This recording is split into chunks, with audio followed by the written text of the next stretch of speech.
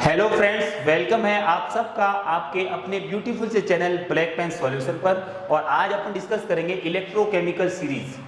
Discuss करेंगे electrochemical series के बारे में, ठीक है, जिसको अपन कहते हैं कैपिटल ई सी और एस, ECS, और इसको हिंदी में बोला जाता है वैद्युत रसायन श्रेणी, ठीक है। और देखो ये क्या सीरीज है और इसके यूजेस क्या है, एप्लीकेशंस क्या क्या है, और इसका ऑर्डर जो रहेगा कि भाई अपने पास रिड्यूसिंग पावर किसका ज़्यादा है किसका कम है, ऑक्सीडाइजिंग पावर, उसकी रिएक्टिविटी, थर्मल स्टेबिलिटी, ये सब अपन चीज़ें इसमें डिस्कस करेंगे। तो सबसे पहले आपके टॉप पे आता है लिथियम, फिर आता है सोडियम, फिर आता है potassium, barium, magnesium, aluminium, manganese, Zn, फिर आएगा Cr chromium, Fe ferrous, Cd cadmium, Na निकल, और आपके पास टिन। उसके बाद आएगा आपका Pb lead, hydrogen, copper, iodine, Ag आपके पास अर्जेंथम, उसके बाद में आएगा Hg मरकरी, देन आपके पास आएगा platinum, bromine, aurum, chlorine, then आएगा आपका फ्लोरीन। तो ये आपके पास 24 एलिमेंट्स है, और इसको याद करने की जो ट्रिक है वो आप करना, देखो ली ना की बारात मांगे और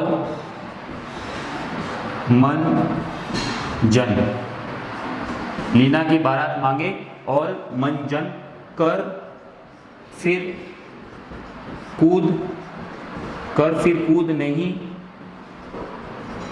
सुन, कर फिर कूद नहीं सुन, प्यार है क्यों आई आगे, होगी पिटाई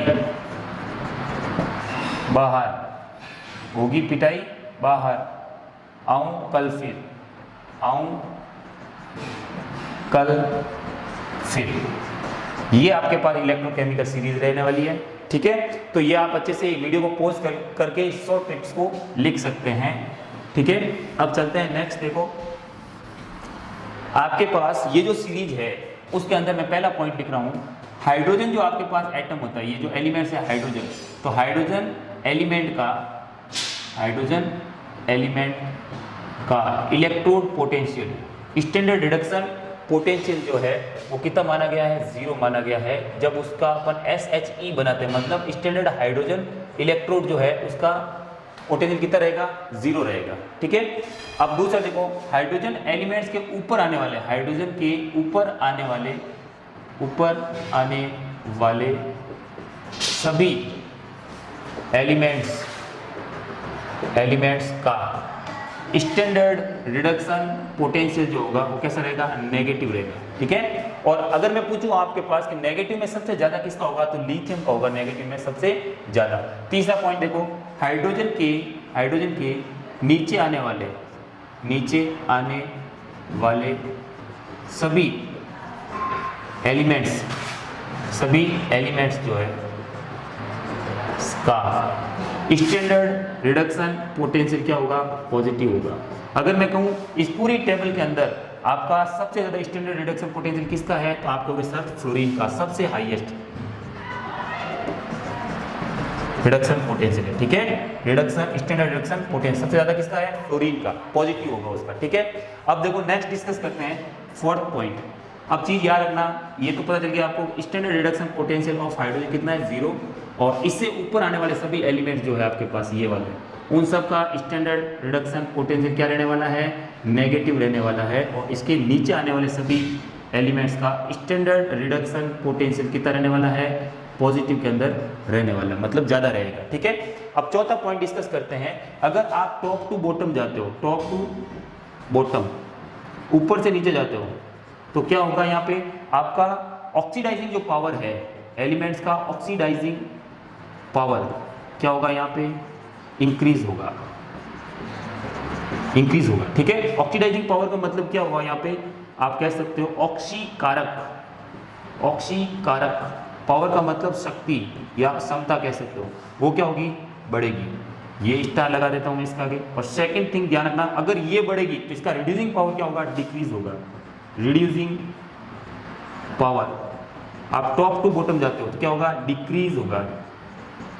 डिक्रीज होगा मतलब आप कह सकते हो आपके पास अपचायक क्षमता, अपचायक क्षमता या पावर कह दो, वो क्या होगी, डिक्रीज होगी, कम होगी, ठीक है। सपोज करो इस टेबल में ऊपर से नीचे गया तो नीचे कौन है यहाँ पे, फ्लोरीन। और फ्लोरीन की तुम्हें पता है इलेक्ट्रोनेगेटिविटी बहुत ज्यादा होती है, इलेक्ट्रॉनों क्या करता है, अपनी ओर खींचता है। तो जब ये इलेक्ट्रॉनों को अपनी ओर खींचेगा तो क्या बनेगा, F- बनेगा।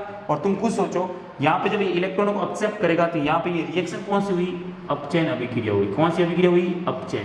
तो जिसका खुद का अपचयन होता है वो कैसा बिहेव करता है, ऑक्सीकारक की तरह बिहेव करता है। मतलब नीचे आओगे तो आपका ऑक्सीकारक शक्ति क्या होगी, इंक्रीज होगी, ठीक है। तो ये चीज आप दिमाग में रखें। फिर आते हैं फिफ्थ पॉइंट की तरफ। किस तरफ आते हैं, फिफ्थ पॉइंट। अगर आप टॉप टू बॉटम जाते हो, टॉप टू बॉटम, तो रिएक्टिविटी जो है, रिएक्टिविटी ऑफ एलिमेंट्स क्या होती है, reactivity of elements, elements decreases, decreases, ठीक है, कम हो जाती है। मतलब यूं कह सकता हूं मैं कि आपके पास, अगर आपके पास Zn और आपने ले लिया सपोज करो कॉपर, इन दोनों को कंपैरिजन कराओ तो देखो नीचे कौन आ रहा है, कॉपर नीचे आ रहा है, जबकि ऊपर कौन है, जिंक ऊपर है। तो यहाँ पे रिएक्टिविटी इसकी कम होगी और इसकी रिएक्टिविटी क्या होगी, ज्यादा होगी। रिएक्टिविटी ऊपर वालों की ज्यादा, नीचे आएंगे तो धीरे धीरे कम होती जाएगी रिएक्टिविटी। तो ये रिएक्टिविटी का ऑर्डर रहेगा। अब देखते हैं नेक्स्ट, और 5 पॉइंट हो गया आपके पास। छठा पॉइंट देखते हैं अपन। छठा पॉइंट मैं ले रहा हूं रिएक्टिविटी के हिसाब से, ठीक है। तो अब आपके पास सपोज करो 6 है, मेटल डिस्प्लेसमेंट देखते हैं अपन। क्या देखते हैं, metal displacement, metal displacement reaction जो होती है, ठीक है। ये देखो होगा क्या इसमें, जब किसी धातु की क्रिया, धातु की क्रिया उससे कम क्रियाशील धातु के लवण के साथ करवाई जाती है तो अधिक क्रियाशील तत्व, तो अधिक क्रियाशील तत्व कम क्रियाशील तत्व को, मतलब मैं यहाँ धातु लिख सकता हूँ बेटा, धातु और कम क्रियाशील धातु को उसके स्थान से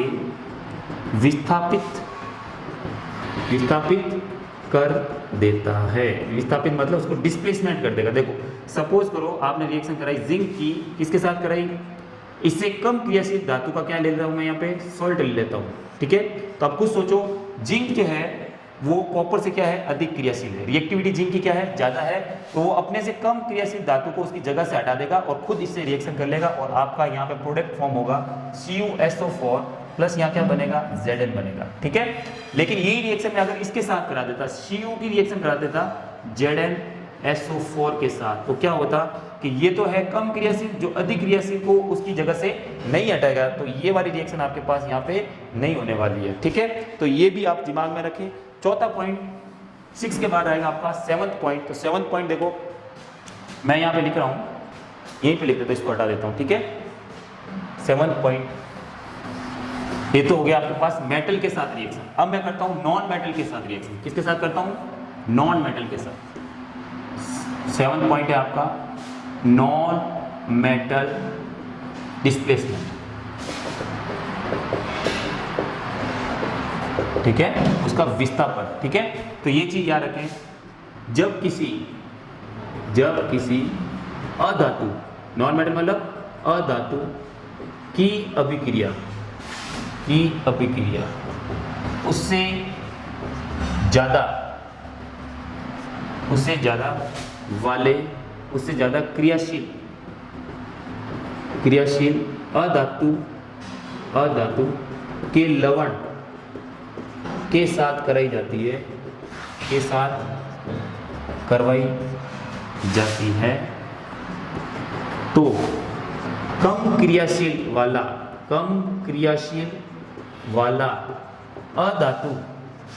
अधातु अधिक क्रियाशील वाले को क्या करेगा, हटाएगा। अधिक क्रियाशील वाले अधातु को उसकी जगह से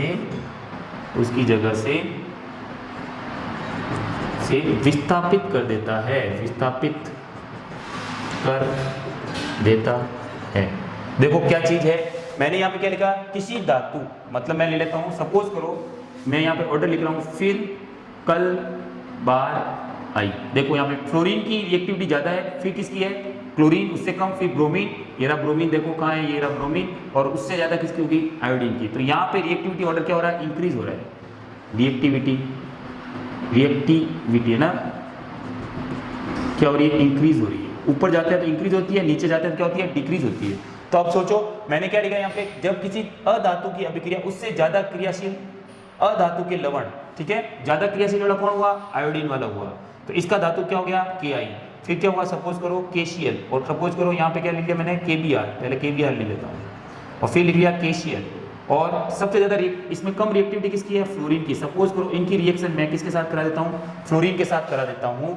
तो ये वाला क्या है, कम क्रियाशील है, जो कि अधिक क्रियाशील वाले अधातु को उसकी जगह से हटाएगा और खुद उसकी जगह पर क्या हो जाएगा, बैठ जाएगा। तो सबसे पहले देखो, जब मैं F2 की रिएक्शन करा देता हूँ Ki के साथ, तो क्या बनेगा, यहाँ से KF बनेगा, प्लस क्या हो जाएगा, यहाँ से आयोडीन मुक्त हो जाएगी। अब इसके साथ अगर रिएक्शन कराऊँ तो आपका क्या बनेगा, KF बनेगा, और यहाँ से ब्रोमीन गैस मुक्त हो जाएगी, इंपॉर्टेंट है। और यहाँ से KCl के साथ रिएक्शन कराऊँ तो यहाँ पर आपका KF बनेगा, और यहाँ से क्लोरीन क्या हो जाएगी, मुक्त हो जाएगी, ठीक है। अब यही चीज देखो मैं इसके साथ करा रहा हूँ, क्लोरीन की रिएक्शन करा रहा हूँ अधातु मेटल के साथ। देखो सपोज करो सबसे पहले मैंने रिएक्शन कराई किसके साथ, KCl, ये Cl2 है, Cl2 की रिएक्शन कराई मैंने Ki के साथ, दूसरी रिएक्शन कराई KCl के साथ, KCl नहीं लेंगे, KCl आ गया इसके साथ, तो अपन क्या ले लेंगे, KBr, और तीसरा अपन ले लेंगे KF के साथ रिएक्शन करें। तो क्या होगा, यहाँ पे देखो ये वाला क्या है आपके पास, कम क्रियाशील होना चाहिए, तो वो क्या करेगा, अधिक क्रियाशील को हटाएगा। तो इसका मतलब इसको हटा के वो क्या बना सकता है, K, और यहाँ पे क्या आ जाएगा आपका F, प्लस क्या हो जाएगा, यहाँ से ब्रोमीन चली जाएगी, और यहाँ से आपका बनेगा KF, और यहाँ से आपकी आयोडीन निकल जाएगी। और यहाँ से देखो ये वाली रिएक्शन नहीं होगी, क्यों नहीं होगी, क्योंकि इसकी रिएक्टिविटी होती है ज़्यादा और इसकी रिएक्टिविटी होती है कम। तो कम वाला, मैंने कहा था ज़्यादा वाला कम वाले को नहीं हटाएगा, यही वाली ये रिएक्शन है, ठीक है। तो क्या करेगा, कम वाला जो होगा वो अपने से अधिक क्रियाशील वाले जो भी एलिमेंट्स है उसको रिप्लेस कर देगा। तो ये वाला कम वाला है, और ये वाला क्या है, ज़्यादा वाला आयोडीन और ब्रोमीन, तो इसको अपनी जगह से हटा दिया। लेकिन यहाँ पे फ्लोरीन देखो इससे कम हो गया, तो इससे कम वाले को ये नहीं हटा पाएगा, तो ये रिएक्शन आपकी यहाँ पे नहीं होगी, ठीक है। अब सपोज करो मैं Br2 आपके पास एक नॉन मेटल है, उसकी रिएक्शन कराता हूँ उससे अधिक या उससे कम रिएक्टिव वाले कंपाउंड के साथ, ठीक है, सॉल्ट के साथ। सपोज करो यहाँ से मैंने लिया Ki, फिर लिया मैंने KCl, क्या लिया, KCl, और उसके बाद में लिया मैंने KF। अब सोचो जो अपने पास कम क्रियाशील होगा वो क्या करेगा, अधिक क्रियाशील को यहाँ से हटाएगा। जस्ट अपने पास जो मेटल डिस्प्लेसमेंट था उससे जस्ट यहाँ पे ऑपोजिट रिएक्शन होगी, ठीक है। तो ये कम रिएक्टिव है, देखो क्लोरीन यहाँ Br जो है वो आयोडीन से क्या कम रिएक्टिव है, तो कम रिएक्टिव वाला अधिक रिएक्टिव को यहाँ से हटा देगा, और यहाँ क्या बनाएगा, KBr, प्लस क्या बनाएगा, यहाँ से आयोडीन बनाएगा। और ये रिएक्शन यहाँ पे दोनों रिएक्शन नहीं होगी, क्योंकि ये है, ये वाले जो ब्रोमीन है उससे भी ये दोनों क्या है, कम रिएक्टिव है। कम रिएक्टिव वालों को ये अपनी जगह से डिस्प्लेसमेंट नहीं करेगा, जबकि अधिक वाले को ये अपनी जगह से डिस्प्लेसमेंट कर देगा, ठीक है। अब चलते हैं नेक्स्ट, और 7th प्रॉपर्टी के बाद अपन देखते हैं 8th प्रॉपर्टी, ठीक है। आपके पास जो 8th प्रॉपर्टी है वो क्या रहेगी, 8th रिएक्टिविटी ऑर्डर देख लेते हैं, रिएक्टिविटी, ठीक है। अगर आप टॉप टू बॉटम जाते हो, क्या जाते हो, टॉप टू बॉटम, ठीक है, तो रिएक्टिविटी ऑफ एलिमेंट्स क्या होगी, डिक्रीज होगी। तो रिएक्टिविटी आपकी क्या होगी, डिक्रीज होगी, रिएक्टिविटी डिक्रीजेस। और आप सब जानते हो मेटल की रिएक्टिविटी क्या होती है, ज़्यादा होती है तो इलेक्ट्रॉन डोनेट करके क्या बना लेता है, पॉजिटिव बना लेता है। तो इनकी रिएक्टिविटी क्या रहेगी, ज़्यादा, इनकी रिएक्टिविटी क्या रहेगी, कम रहेगी। तो जैसे जैसे आप टॉप टू बॉटम जाते हो रिएक्टिविटी का ऑर्डर क्या हो जाता है, डिक्रीज हो जाता है। और 9th पॉइंट देके आप, अब मैं लेता हूँ thermal stability, thermal stability of oxides, of its oxides, है ना। तो इसके ऑक्साइड्स क्या होंगे, थर्मल स्टेबिलिटी में क्या होता है, अब देखो नॉन मेटल का जो ऑक्साइड होगा आपके पास वो क्या रहेगा, कम स्टेबल रहेगा। तो स्टेबिलिटी इसका मतलब क्या होती है, आपके पास नीचे जाओगे तो डिक्रीज होगी। तो आपकी थर्मल स्टेबिलिटी है, थर्मल स्टेबिलिटी है, ठीक है, मतलब स्थायित्व, स्टेबिलिटी मतलब स्थायित्व, ठीक है, तो क्या होगा, डिक्रीज होगा जब आप टॉप टू बॉटम जाते हो। कब जाते हो, टॉप टू बॉटम, ये चीज याद रखना, ठीक है, क्योंकि नॉन मेटल का जो ऑक्साइड होता है वो कम स्टेबल हो जाए एज कंपेयर टू मेटल के ऑक्साइड से, ठीक है। तो ये आपके पास 9th प्रॉपर्टी होगी। इसके अलावा देखो, अब यदि आपको 2 इलेक्ट्रोड का सेल बनाना हो, सपोज करो एक हाइड्रोजन है आपके पास और दूसरा आपने ले लिया, सपोज करो जिंक ले लिया और यहाँ पे हाइड्रोजन है, तो दोनों इलेक्ट्रोड में से एनोड कौन सा होगा, कैथोड कौन सा होगा, तो वो ध्यान रखना, जो टॉप में आता है वो कैसा बिहेव करेगा, एनोड की तरह बिहेव करेगा। कैसा बिहेव करेगा, एनोड की तरह, मतलब वहां पे ऑक्सीडेशन अभिक्रिया होगी, मतलब क्या होगी, आपके पास ऑक्सीकरण अभिक्रिया होगी, ठीक है। और इस पर कौन सी अभिक्रिया होगी, अपचयन अभिक्रिया होगी, अपचयन, ठीक है, अपचयन अभिक्रिया होगी, रिडक्शन रिएक्शन होगी, अपचयन अभिक्रिया होगी। और इसका जो ये जो आपका एनोड बिहेव करेगा वो कैसा बिहेव करेगा, कैथोड की तरह, क्योंकि कैथोड हमेशा क्या होता है, अपचयन होता है, ठीक है। अब चलो सपोज करो आपने एक हाइड्रोजन इलेक्ट्रोड ली और एक आपने लिया कॉपर, ठीक है। अब इन दोनों में बिहेव कौन करेगा, देखो टॉप पे जो आएगा, कॉपर से ऊपर कौन आता है, हाइड्रोजन, तो ऊपर वाला कैसा बिहेव करता है, एनोड की तरह बिहेव करेगा। और इस केस में यहाँ पे ऑक्सीकरण अभिक्रिया होगी, ऑक्सीकरण अभिक्रिया होगी, जबकि इस केस में क्या होगा, आपका कैथोड बनेगा ये वाला, और यहाँ पे कौन सी अभिक्रिया होगी, अपचयन अभिक्रिया होगी। ये चीज आप हमेशा दिमाग में रखें, अपचयन, ये आपके पास अपचयन अभिक्रिया होगी, ठीक है। तो इसको आप दिमाग में रखें हमेशा, ऊपर वाले एनोड की तरह, नीचे वाले कैसे करेंगे, कैथोड की तरह। कंपेरेटिवली आपको देखना है कि कौन आपका एनोड होगा, कौन कैथोड होगा, किस पे ऑक्सीकरण अभिक्रिया होगी, किस पे रिडक्शन अभिक्रिया होगी, ठीक है गाइस। तो मिलते हैं नेक्स्ट वीडियो में, टिल देन थैंक यू।